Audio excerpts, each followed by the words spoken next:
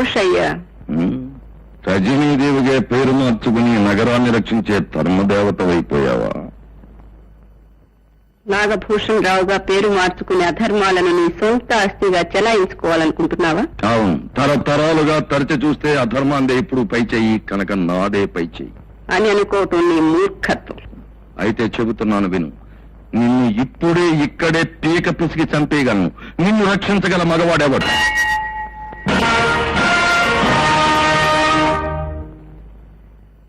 ఆ భగవంతుడి అస్తిత్వానికి పూజారి కర్మసాక్షి, నా ప్రాణం కాపాడటానికి ఈ కృష్ణమూర్తి ఆపద్ధర్మ సాక్షి. వీరా నిన్ను కాపాడగలిగేది? అటు చూడు. వేదే నాగభూషణం, అర్జునుడొక్కడే 11 అక్షోణిల సైన్యాన్ని గడగడలాడించాడు, మర్చిపోకు. అది చూస్తాను. రై, దీన్ని తీసుకెళ్ళి మన కారులో పడైందా?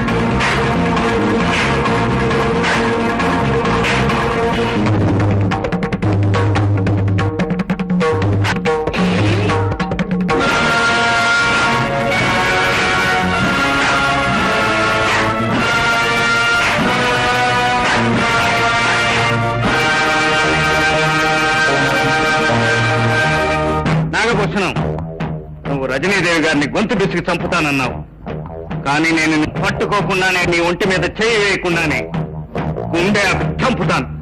జాగ్రత్త.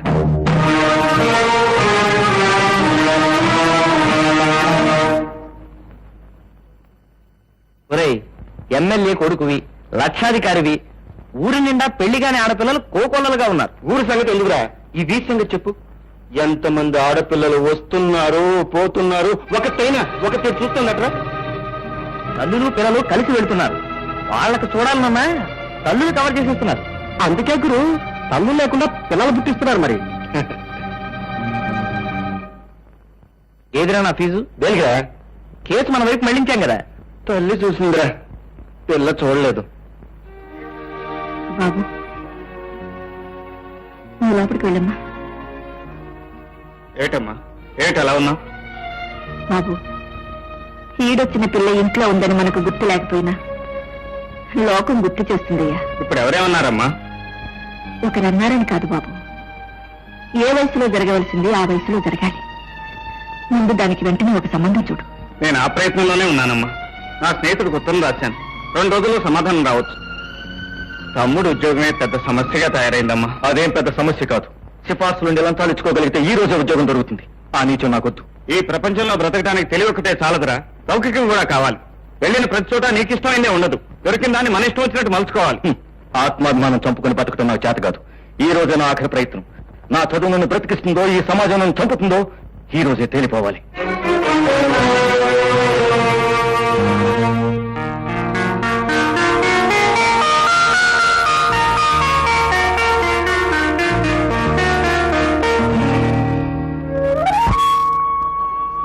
ఆహా జాతిపిత, ఇప్పుడు నాకెంత ఆనందంగా ఉందో తెలుసా? దూరం నుంచి చూసేవాడికి నువ్వు కూడా నిరుద్యోగ వైక్యూలో నిలబడ్డట్టే కనపడుతుంది. ఈ దేశం స్థితి కళ్ళారా చూసినట్టుంది. తప్పదు, ఈ దేశానికి స్వరాజ్యం తీసుకొచ్చావుగా, ఆ మాత్రం శిక్ష అనుభవించాల్సిందే. అవును, ఈ బుక్ లో లంచం తీసుకొచ్చావా? తీసుకురాలేదా? అబ్బే లాభం లేదండి, వెళ్ళిపోవచ్చు. అదేంటి అందరూ వెళ్ళిపోతున్నారు? ఏమండి, హలో హలో, ఏమిటండి అందరూ వెళ్ళిపోతున్నారు? ఇది కూడా లంచాల రాజ్యమేనా? అబ్బా కాదు గురు, ఉత్తరం వద్దట దక్షిణం వద్దట, ప్రతిభే కావాలట. ఈ సంగతి తెలిస్తే ఇంత దూరం ఎందుకు వచ్చేవాళ్ళం? పద పద.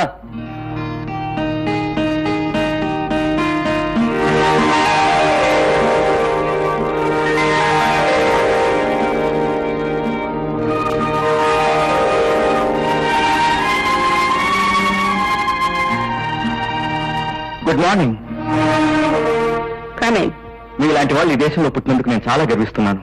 మీలాంటి వాళ్ళు ఊరికొక్కరున్నా, కనీసం జిల్లాకొక్కరున్నా ఈ దేశం బడుగు దేశాల లిస్టు నుంచి భారీ దేశాల లిస్టులోకి వెళ్తుంది.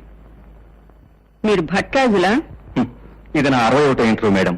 ఇంతవరకు ప్రతి ఆఫీసులో గొడవ పెట్టుకోవడమే గానీ ఇంత ప్రశాంతంగా మాట్లాడారు. This is the first time. ఇప్పుడు మాత్రం మీ అభిప్రాయం ఎందుకు మార్చుకోవాల్సి వచ్చింది? ఎందుకంటే మన దేశంలో చాలా మంది నిరుద్యోగులు. ఉపన్యాసం చెప్పొద్దు. ఉపన్యాసాల వల్ల ఉదర పోషణ జరగదు, ఉద్యమాలతో ఉన్న ఊపిరి నిలవదు.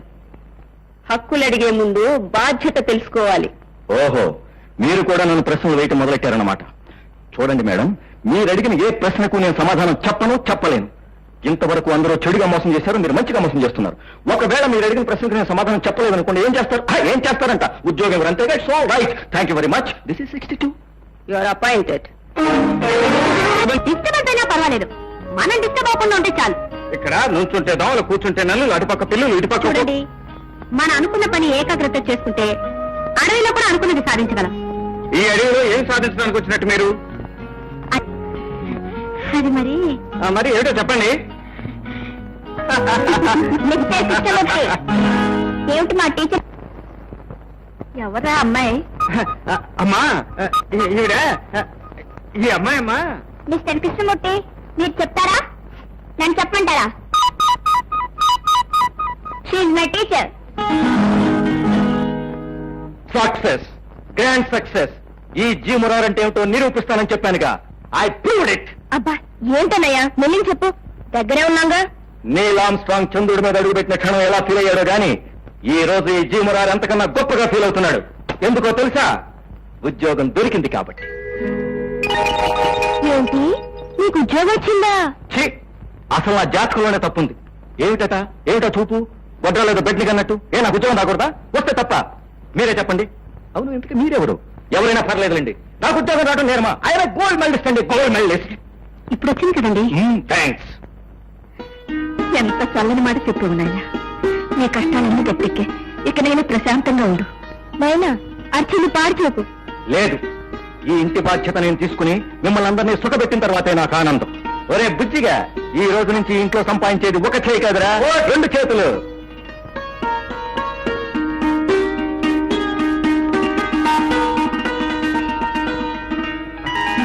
ఏమిటమ్మా ఇది?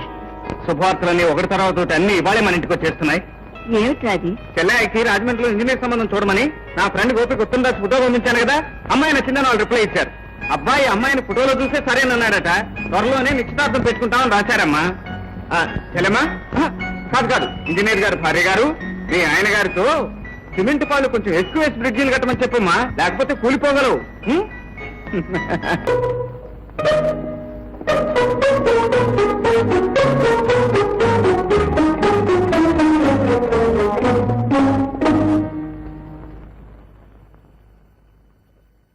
మేడం. ఎవరమ్మా నువ్వు? నీ మేనేజ్మెంట్ తో నడుస్తున్న కాన్వెంట్ లో పనిచేస్తున్న టీచర్ అండి. నా పేరు సుధా. ఏ పని మీద వచ్చావు? నీ ఆశీర్వాదం కోసం వచ్చానండి. నాకెందుకంత ప్రత్యేకమైన విలువ ఇచ్చావు? నేనే తీసుకొచ్చాను మేడం. నేను అమ్మాయిని ఆశీర్వదించడంలో నీ స్వార్థం ఏమిటి? మీ అనుమతి లేకుండా నా నేరుని కూడా నా వెంట నడవనివ్వను. నా జీవితం కావచ్చు, జీవిత భాగస్వామి కావచ్చు, ఏదైనా మీ తర్వాతే.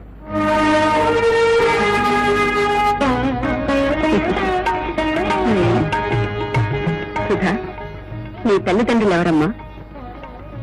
స్వయం శక్తి మీద ఆధారపడి బ్రతుకుతున్న దానికి ఆ వివరాలతో సంబంధం ఉందండి. మరి కృష్ణమూర్తి ఎవరో ఏమిటో తెలుసుకున్నావా? ఆయన మనసు ఎంత గొప్పదో తెలుసుకున్నాను. గడిచి పిల్లవే. మా కృష్ణమూర్తికి రుక్మిణిని వెతకాలనుకున్నాను, కానీ సత్యభామని వెతుక్కుని తీసుకొచ్చాడు. మీకు ఇష్టం లేకపోతే చెప్పండి మేడం, వెంటనే పంపించేయటమే. ఆ అగ్రిమెంట్ మీదే తీసుకొచ్చాను. ఏమిటయ్యా చిన్నపిల్లాళ్ళ, ఇంత దూరం నీతో నడిచొచ్చాక 7 అడుగులు వేయొద్దంటే ఎలా చెప్పు? ఆమెను అర్థం చేసుకోవటానికి ప్రయత్నించు. నువ్వు ఆమెకు అర్థం అవ్వు. అక్కర్లేదండి, నేనే ఆయనకి అర్థంగా అవుతాను. కృష్ణమూర్తి, నాకు చాలా సంతోషంగా ఉందయ్యా. నీ చెల్లెలకు పెళ్లి కుదిరింది, నీ తమ్ముడికి ఉద్యోగం వచ్చింది, నిన్ను అర్థం చేసుకునే భాగస్వామి నీకు దొరికింది. ఇంతకంటే ఇంకేం కావాలి?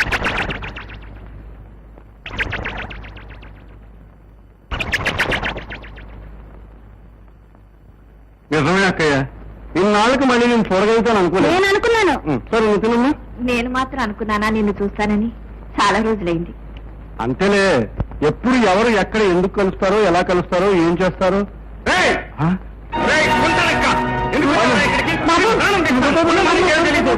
ఇంట్లో అడుగుతుంటే అర్హత కూడా లేదు. ఏంటది? మేనమావని కూడా లేకుండా వీడు ఉన్న చోట శని తాండవిస్తుందని, వీడు వచ్చాకే మన కుటుంబం కూలిపోయిందని నాన్న అన్న మాటలు నేను ఇంకా మర్చిపోలేదమ్మా. వీడికి ఇంట్లో ఉండే అర్హత లేదు. బాబు ఆగు, నా మాట విను. మహావృక్షాన్ని కూల్చివేసే వేరు పురుగు లాంటి వాడమ్మా వీడు. వీడు మన కుటుంబానికి చేసిన ద్రోహం ఒక్కసారి జ్ఞాపకం తెచ్చుకో.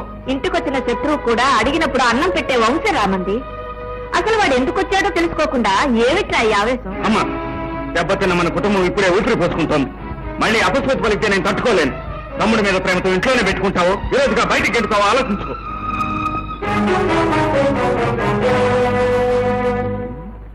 చూడమ్మా, నా సొంత అక్కయ్య, రక్త సంబంధం కదా అని ఒక్కసారి చూసిపోదామని వచ్చాను. అమ్మో, ఇంత గొడవ జరిగిపోతుంది అనుకోలేదు.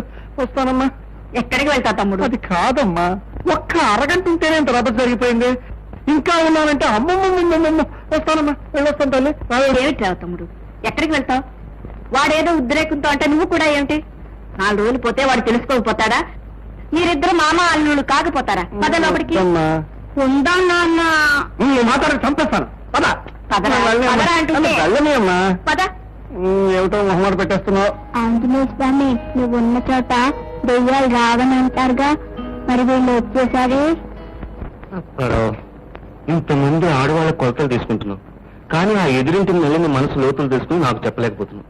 ఏం చెప్పను గురు, నువ్వు గనక ఆ అమ్మాయి వంక చూస్తే వాళ్ళ అన్నయ్య నీ గుడ్లు పీకి చేతులు పెట్టేస్తాడు. గురు, ఆ ముసలి జంపకు వేరు గురు, ఆ ఇంటి నుంచి చిట్టే వస్తున్నాడు. ఈ ముసలి జంబుకు పట్టిన ఆ ఇంటి లోగుట్టు తెలియదు కదా. వాడిటే వస్తున్నాడు, పని జరిగేటట్టుంది. మన గురించి కాస్త ఘనంగా చెప్పు. టైల్ రప్పారావు, విషయమా? అయ్యి బాబోయ్, నా పేరు తమకలా తెలిసిందండి. అదేనయ్యా నా ప్రత్యేకత. నా పేరు గరుత్మంతరావు. 1000 ఆమళ్ళ దూరంలో శవం ఉన్నా సరే ఇట్టే గుర్తుపట్టేయడం నా జాతి లక్షణం. నేను శవాలం కాదే, జీవోత్సవం అనుకో. మా మేనగోడలు నలిని కరుణాకటాక్ష వీక్షణాల కోసం తమరంతా నిరీక్షిస్తున్నారు, అవునా? అయ్యో బాబోయ్, ఈ విషయం తమకెలా తెలిసిపోయిందండి? బొత్తిగా చీప్ ప్రశ్న వేకయ్యా, ఇమేజ్ దెబ్బతింటుంది. ఇంత మహానగరంలో టైల్ రప్పారావు ఈ మారుమూలే టైలర్ కొట్టేందుకు తెలిచాడా అన్న వెధవ ప్రశ్నకి ఇప్పటికీ వెధవ సమాధానం దొరికిందయ్యా. గురువు గారు మహానుభావులు ఉన్నారు, వచ్చి కాలం మీద పడుకోండి. నువ్వు పడవేండి నాయన, నేను వాళ్ళు లేదనండి. మీరే చెప్పారు కదా ఇమేజ్ దెబ్బతినకూడదని. అంటే మా మేనగోడలన్నీ నేను ప్రేమిస్తున్న యువనాయకుడివి. నేను మనస్ఫూర్తిగా ప్రేమిస్తున్నాను, కలవరిస్తున్నాను, కానీ అంటే హలో అనే 2 లక్షలు నోచుకోలేదండి. ఊదేంటి సార్, నోచుకునే అవకాశం నేను కల్పిస్తానయ్యా. నాకేమిస్తా? 1000 రూపీలు అడ్వాన్స్ ఇచ్చేయి, మిగతా సొమ్ము పని అయ్యాక. న్యాయమే. చూడు, రేపు పొద్దున్న 9:30 ముష్టివాళ్ళు వచ్చి తలుపు కొట్టు. మా నల్లి మంచినీళ్ళతో వచ్చి తలుపు తీస్తుంది. అయ్యి బాబు, కృష్ణమూర్తి గారు. కృష్ణమూర్తి ఊళ్ళోనే ఉండడయ్యా. పాలిట మహానుభావుల్లో ఉన్నారండి. మీ పాలిట ఆపద్బాంధం ఉన్నాయా?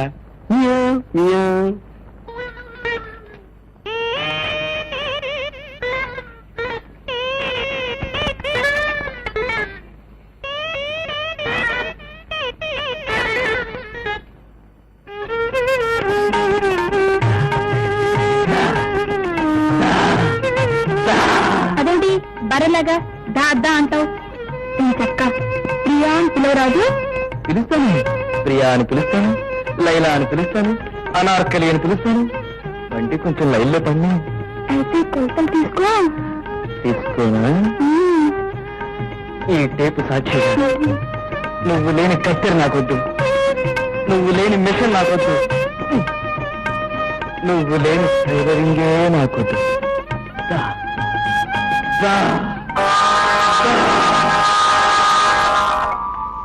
వద్దా? కత్తి వద్దంటుండే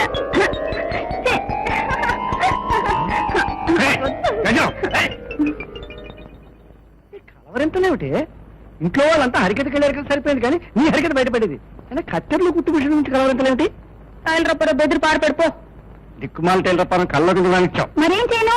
పొద్దున్న చేసిన మనిషి రాత్రి కల్లోకి వచ్చేస్తున్నాడు. అయితే రాత్రి నిద్రపోకు, పొద్దున నిద్రపో. పొద్దున్న నిద్రపోతే కర్ణం గారు అబ్బాయి కల్లోకి వస్తున్నాడు. అయితే మధ్యాహ్నం నిద్రపోకు. మధ్యాహ్నం నిద్రపోతే ముంతపు గారు అబ్బాయి కల్లోకి వస్తున్నాడు. అమ్మగారిది కొరకన్నారా? మీరు చిన్నప్పుడు స్కూల్కి టైంకి వెళ్ళారో తెలియదు, కానీ నా కూతురు కళ్ళకు మాత్రం టైంకి వచ్చేస్తున్నారా? చూడు, చిన్నబాబు తప్ప ఇంకెవరిని కళ్ళకు రానివ్వకు. చిన్నబాబు అసలు చూపు కానన్నా. పోనీ పెద్దబాబు గురించి కలగన్నా? నీ పీకలు నొక్కేస్తాను. నువ్వు అసలు పడుకోకు, దిక్కుమలి కళ్ళు రావు. ఫోన్లే, చిన్నబాబు గురించి ప్రయత్నిస్తాను. నా తల్లి, ఇప్పుడే పడుకొని అర్జెంటుగా చిన్నబాబు కళ్ళు తెచ్చేసుకో. అప్పటికు ఇదిగో ఆఫీస్ లో ఉంటాడు. పడుకో. విశ్వప్పరావు, స్వయంవరానికి సిద్ధంగా వచ్చేసాను. ఒరేయ్ బ్రదరు, నీ ఫేస్ చూస్తుంటే ఇవాళ నీ టైం ఏం బాగున్నట్లేదు. నీ నిర్ణయాన్ని మార్చుకోకూడదు. మనం అనుకున్నది సాధించే వరకు నిర్ణయాలు మార్చుకోం. మనం వెళతాం, ఆవిడ వస్తుంది. మనం మాట్లాడతాం, ఆవిడ మాట్లాడుతుంది.